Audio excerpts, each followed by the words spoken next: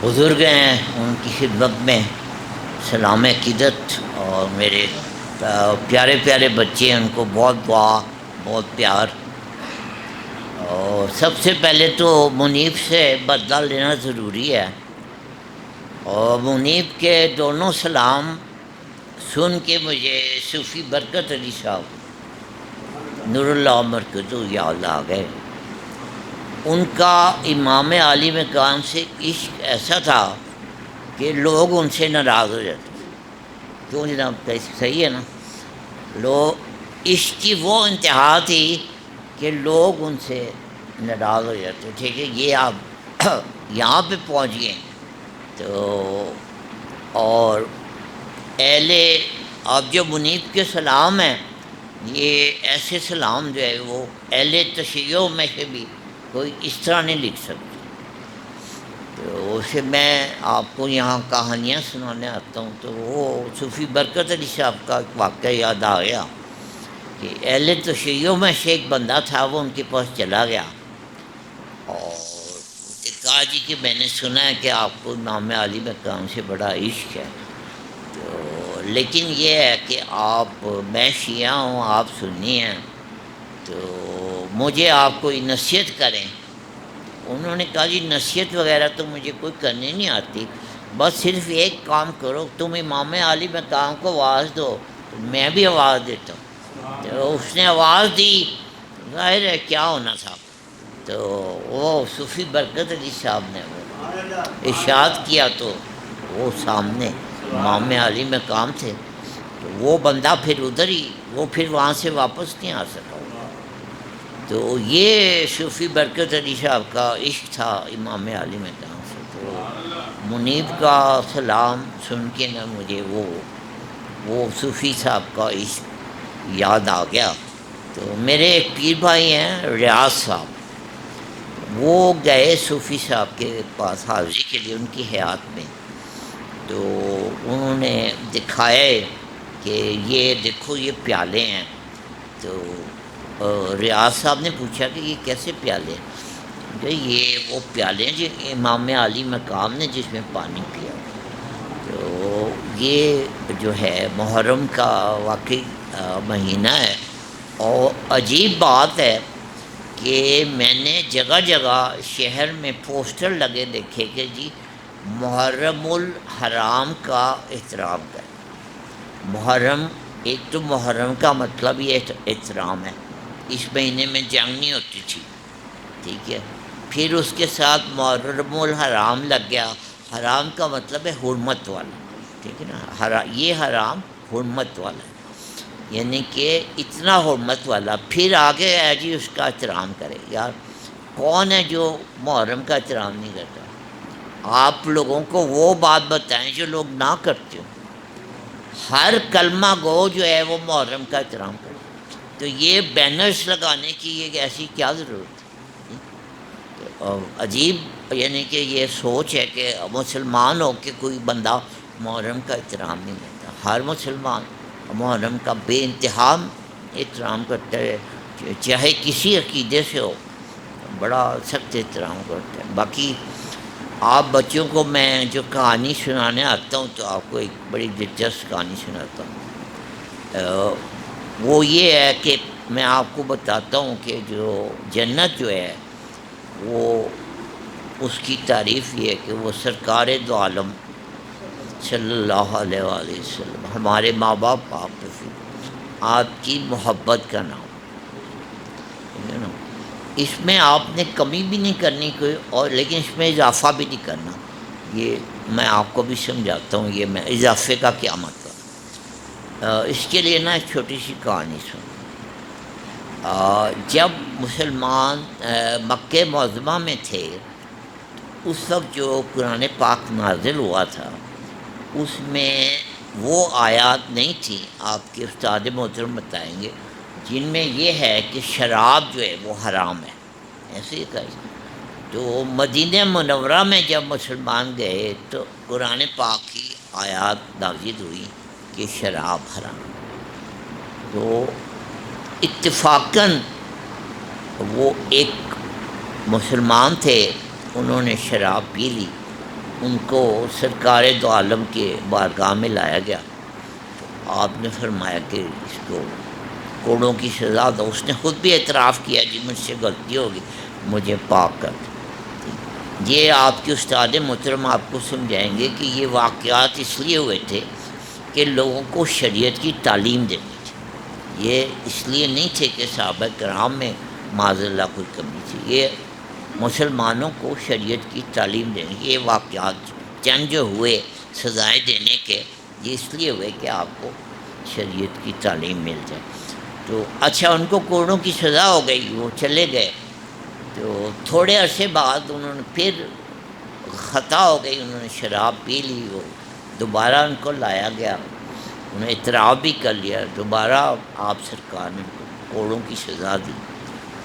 تو وہ جا رہے تھے شرمندہ شرمندہ، تو آپ کو معلوم ہے سیدنا عمر فاروق رضی اللہ تعالیٰ عنہ، ان پہ کروڑوں سلام ہو، وہ جلالی مزاج رکھتے تھے۔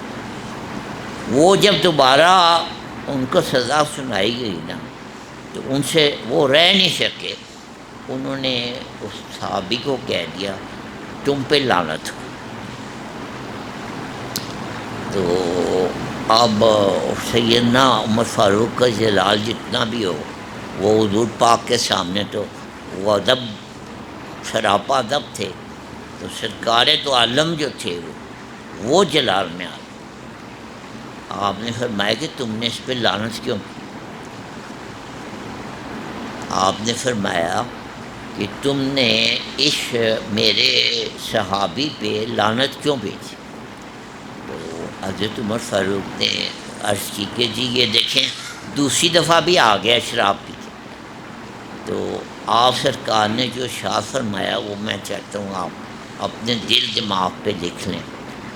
آپ سرکار نے فرمایا کہ اس نے جو جرم بھی کیا ہے لیکن یہ ہم سے محبت تو کرتا ہے، اور سرکار دو عالم سے جو محبت کرتا ہے اس پہ ہمیں بالکل اجازت نہیں ہے اس کے متعلق جو ہے ہم کوئی اس کی پلا جو ہے نا سنگین قسم کی ہم کہیں کہ جی یہ بندہ ہے، یعنی کہ یہ جو میں نے آپ کو تعریف بتائی ہے نا، یہ مکمل تعریف ہے۔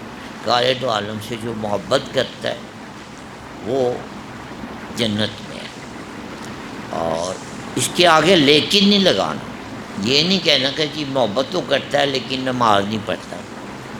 اب وہ اگر کوئی نماز نہیں پڑھتا تو وہ بیمار ہے، روحانی طور پہ بیمار۔ تو آپ نماز پڑھتے ہیں، آپ کا کام ہے اس کا علاج کریں، ٹھیک ہے؟ اگر کوئی مریض ڈاکٹر کے پاس جائے اور ڈاکٹر اس کو ڈانٹ ٹپٹ کرے تو بتائیں وہ مریض کا کیا حال ہو؟ وہ کیسا ڈاکٹر ہے جو مریض سے محبت نہ کرے، ٹھیک ہے نا؟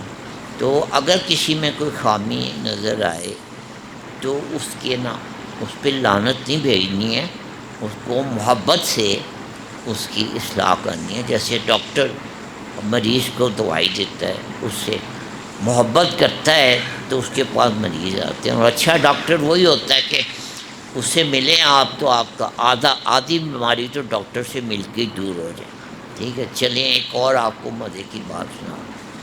تو حضرت موسیٰ علیہ السلام آپ کو معلوم ہے کلیم اللہ تھے، اللہ سے کلام کرتے تھے۔ ایک دن انہوں نے پوچھا یا اللہ شفا کون دیتا ہے؟ تو اللہ نے جواب دیا میں دیتا ہوں۔ تو بڑے حیران ہوئے، تو پھر پوچھا ظاہر ہے اگلا سوال کیا ہونا تھا؟ اور یہی ہونا تھا کہ جی طبیب کا کیا کام ہے؟ پوچھا جی یا اللہ طبیب کا کیا کام ہے؟ تو اللہ نے جواب دیا طبیب کا کام ہے مریض کا دل بہلانا۔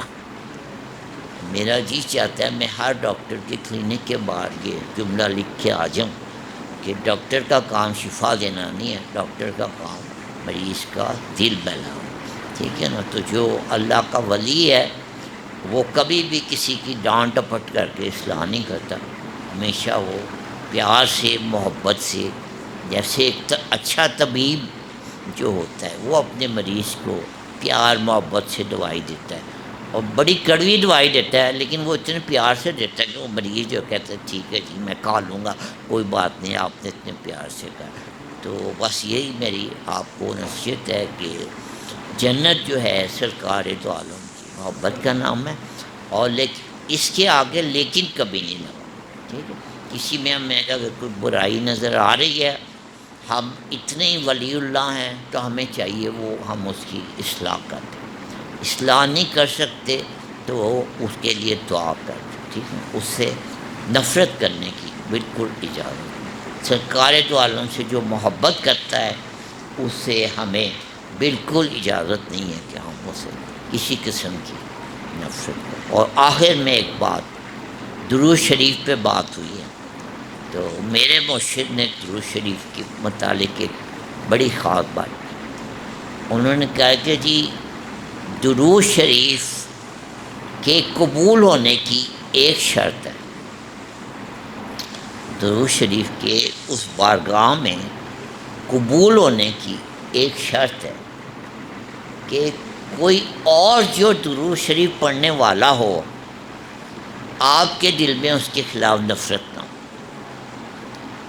اگر کوئی اور درود شریف پڑھنے والے کو آپ نے اذیت دے دی تو وہ آپ کا درود شریف جو ہے وہ پھر رستے میں رک جائے گا، وہ قبول نہیں ہوگا۔ تو یہ پہلی شرط ہے کہ ہم لوگوں کو معاف کر دیں، لوگوں سے معافی مانگ لیں، اور اس کے بعد جو ہے پھر درود شریف جو ہے نا وہ اس بارگاہ میں قبول ہوتا ہے، کیونکہ آپ سرکار اپنی تمام امت سے اس طرح پیار کرتے ہیں جیسے ایک ماں اپنے تمام بچوں سے پیار کرتی ہے۔ تو سرکار دو عالم کی ہر امتی سے پیار کرنا جو ہے یہ ہمارے لیے بہت ضروری ہے، ٹھیک ہے؟ اور اللہ آپ کو سلامت رکھے، اور اس کی رونق میں اضافہ ہوتا جا رہا ہے، میں دیکھ رہا ہوں، اور حافظین کی تعداد میں بھی اور ذوق و شوق میں بھی ماشاءاللہ اضافہ ہوتا جا رہا ہے۔ تو انشاءاللہ اس کی عمارت میں بھی اضافہ ہوگا، اور یہاں پہ انشاءاللہ مسجد بھی بنے گی، اور مزید اس میں جو ہے نا بچے بھی آئیں گے پڑھنے کے لیے، اور لوگ بھی جو ہے نا لوگوں سے بھی میری گزارش ہے کہ اس ادارے کے لیے نا وہ تعاون کریں جس طرح بھی ہو سکے، ٹھیک ہے؟ اور آپ کو مجھے دعوت دینے کا بڑا شکریہ، ٹھیک ہے؟ اور بہت پیار، بہت سلام۔